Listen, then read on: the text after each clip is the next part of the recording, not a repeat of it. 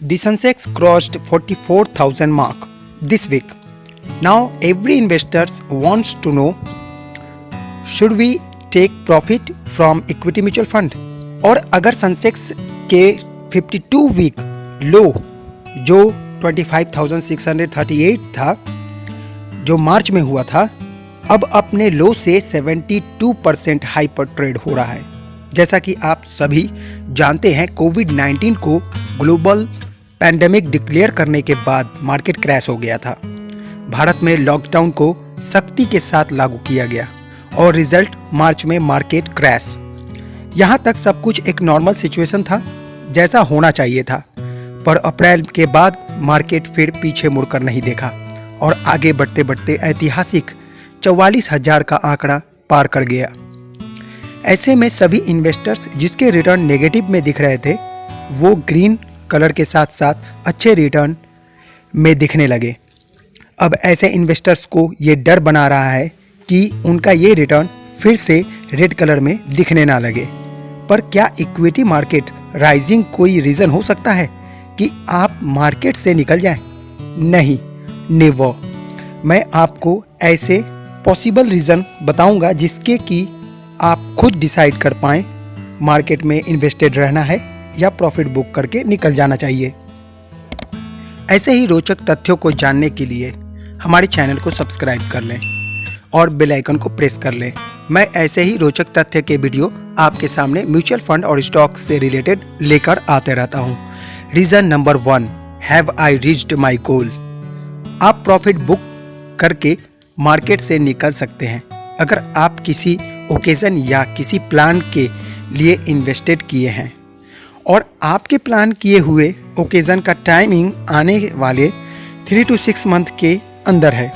जैसा कि मेरे चैनल के एक फॉलोअर हैं मिस्टर अविनाश यादव, उनका ड्रीम कार का प्लान था, वो उन्होंने म्यूचुअल फंड्स को इन्वेस्टमेंट से पूरा कर लिया। ये हमारे चैनल के पेड मेंबर भी हैं। आप भी जस्ट 159 मंथली सब्सक्रिप्शन के जरिए हमारे पेड ग्रुप को ज्वाइन कर सकते हैं। व्हाट्सएप नंबर आपको स्क्रीन पर दिख रहा होगा। इसके साथ साथ आपको ये बातें भी ध्यान रखनी होगी कि अगर आपका जो गोल है वो 5 लाख का है और आपके म्यूचुअल फंड में 15 लाख हैं, तो आपको केवल 5 लाख ही रिडीम या विथड्रॉ करना है। रेस्ट अमाउंट को ग्रो होने के लिए म्यूचुअल फंड में ही रहने दें। सपोज आपका जो गोल है वो अभी का नहीं है, 1 वर्ष के बाद है, तो आप सोच रहे होंगे और कंफ्यूज्ड होंगे कि क्या करना चाहिए। इसके लिए आप अपने पोर्टफोलियो से इतनी ही रकम निकालें जिस पर कि 6 to 8% का रिटर्न मिलने पर आपका आफ्टर 1 ईयर गोल का जो टारगेट अमाउंट है वो पूरा हो जाए। एग्जाम्पल देकर आपको समझाना चाहूँगा। 1 वर्ष बाद अविनाश को 10 लाख की ज़रूरत है और उसने म्यूचुअल फंड्स में 21 लाख रुपए रखा हुआ है। अब अविनाश को 1 वर्ष पहले जो आज का दिन है, जब इक्विटी म्यूचुअल फंड अच्छा रिटर्न दे रही है, उसे 10 लाख नहीं बल्कि 9,30,000 को रिडीम करके शॉर्ट टर्म लिक्विड फंड में इन्वेस्टमेंट कर देना चाहिए। 9,30,000 का 7% का इंटरेस्ट होता है 65,100।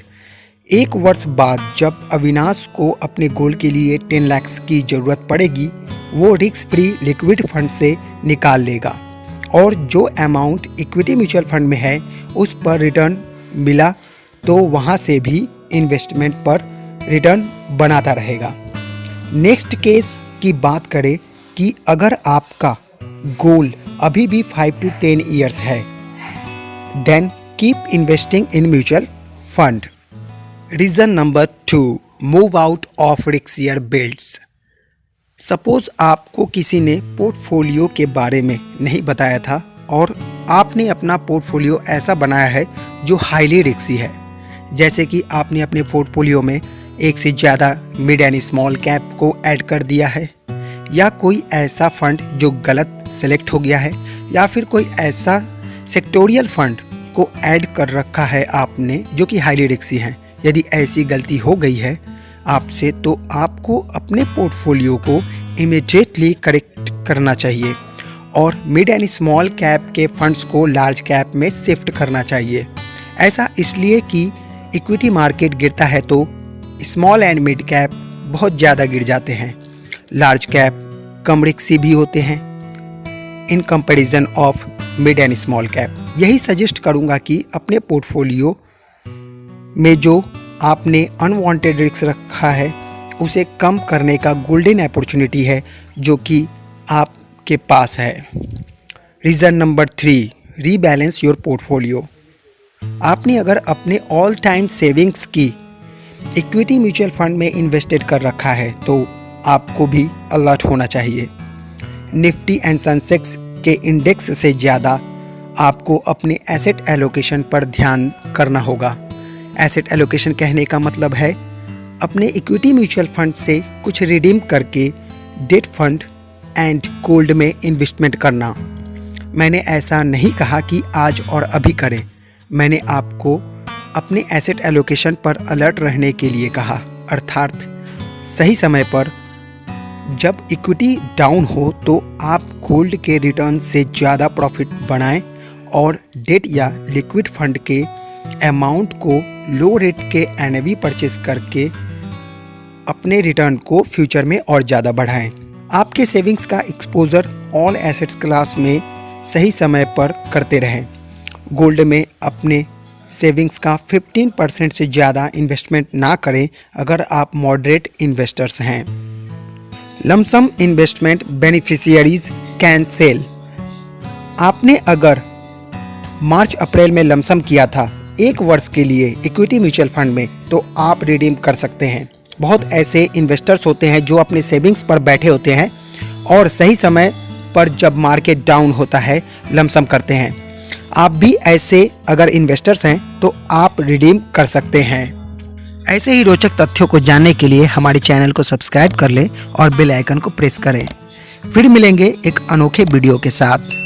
अगर आप चाहते हैं हमारे फ्री व्हाट्सएप ग्रुप को ज्वाइन कर सकते हैं। लिंक डिस्क्रिप्शन में अवेलेबल है, जहां कि आप व्हाट्सएप एंड फेसबुक से जुड़कर हमारे साथ इन्वेस्टमेंट कर सकते हैं। धन्यवाद। Keep investing. फिर मिलते हैं।